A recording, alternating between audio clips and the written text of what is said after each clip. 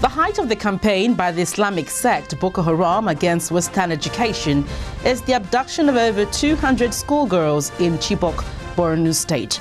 This week's edition of the program takes a look at the situation of education in the northeast in the aftermath of the Chibok abduction.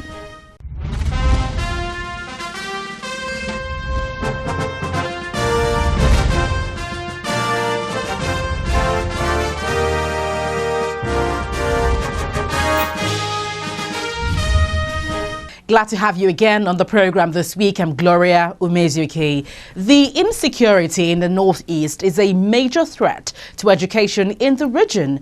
Well, this is aside from the Margee education system, which appears to be like a norm in the region. Well, the focus of this week's edition is education and insecurity. But up ahead, it's over 140 days since more than 200 girls were abducted from their school in Chibok community in Borno State. A group of Nigerians have continued to demand for action from the government to secure the release of the girls.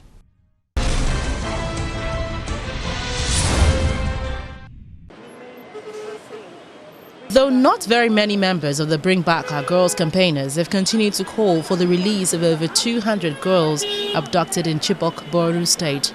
This time they took their campaign to the popular beggar roundabouts in the nation's capital. They handed flyers to passers-by, making one demand. What are we demanding? Bring back our girls now and alive! What are we asking? The truth, nothing but the truth. What do we want? Resolve from the rescue operation. This time, the activists took their campaign one step further, depicting what they describe as the horrific experience the girls would be going through. You know how vulnerable our teenagers are. For them to be in this for 140 days. For a parent to imagine every day what their daughters go through. The torture, the torment, the assault that those girls go through. The Chibok parents, they die 1,000 deaths every night. A Chibok community leader, however, took a swipe at the government for what he described as a shoddy rescue operation. When they say that we know where they are, okay, if they know where they are, let them bring them out. It means that, to me, if they know where they are, it means that their hand is in it. The Chief of Defense made that statement. Even the highest officer of the land made it. So let them go and bring them out if they know where they are. That's our cry. But the federal government, in a document sent to all its agencies, says it has procured new equipment and technology to strengthen the capability and support for the military and security agencies. Security operatives has captured some senior-level Boko Haram commanders who were used as spies and treasury officials. The government is cooperating with and empowering local populations across Nigeria in the battle against Boko Haram. Recent examples of the security forces' successes resulting from this government-citizen collaboration include the Safe Schools initiative, which has been developed to safeguard school children in states under emergency rule by strengthening the security of educational facilities. The government has taken important steps to address the socio-economic factors that feed insurgency and is implementing a community service program that has already recruited 11,500 young people to participate in public works project. The government has launched a presidential committee on victim support tagged Nigeria Terrorism Victim Support Foundation, which was launched on the 31st of July 2014, essentially targeting to raise $1 billion from a public-private partnership in funding. But the campaigners say rescuing the girls is not just a privilege, but a right that must be enforced by the government. In our interview this week, my colleague spoke with the president of the American University of Nigeria on the situation of education in the Northeast region and her perspective on that. What can you tell me about the situation of education so far in the Northeast? There are major challenges related to the insecurity. And I'm really pleased and proud to say the university almost 3 years ago now formed the Adamawa Peacemakers Initiative.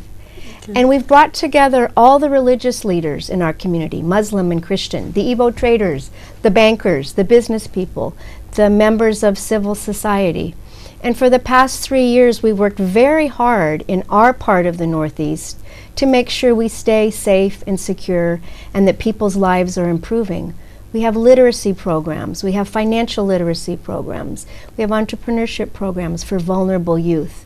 And I believe that's one of the reasons why our part of the region has stayed very safe and secure. Okay, but talking about safety and security, how have you been managing? Can you tell me a bit more of how you've been managing the insurgency in that area? Well, the insurgency hasn't come down to where we are. In Yola. Yola remains an oasis of peace and security. I think it's in part to two things. We view security from two different perspectives at AUN. One, of course, is physical security, and we have a very well-trained security force, trained by someone with lots of international experience in this area. But the Adamawa Peacemakers Initiative, the API, is another aspect of approaching security. As I said, we have multiple development projects going on in the community. In fact, members of the Adamawa Peace Initiative identify for the university vulnerable children they're concerned about. We educate them, we train them, we give them free ICT training, free entrepreneurship training. One young man said to me before I left for the US this summer, almost everyone in the community is somehow connected to the university. So we view our community in the area as our partner in all these projects as well as our protector, because they believe very much in what the university is doing. Okay, when you talk about, you just talked about vulnerable children. Yes, yes. Okay, will that include the Almajiri there? Yes, we've just begun some work. It's a very important question. As you know, in Nigeria, there are more young people out of school than any country in the world, close to 11 million now. Many of them are the Almajiri children. And some of the local community and religious leaders have approached us about doing some programs for them, some educational programs. And while this might sound a little outside the box, as we say in America, one of our goals is to put educational materials on phones for these young children. Almost everyone has a phone now, not necessarily a smartphone. So one of our projects involves, in the primary schools, downloading free open access resources on tablets. And we're showing that in a poorer part of the country, using advanced technology, which we have at the university, is making a huge difference in children's reading scores, their writing scores, and mathematics.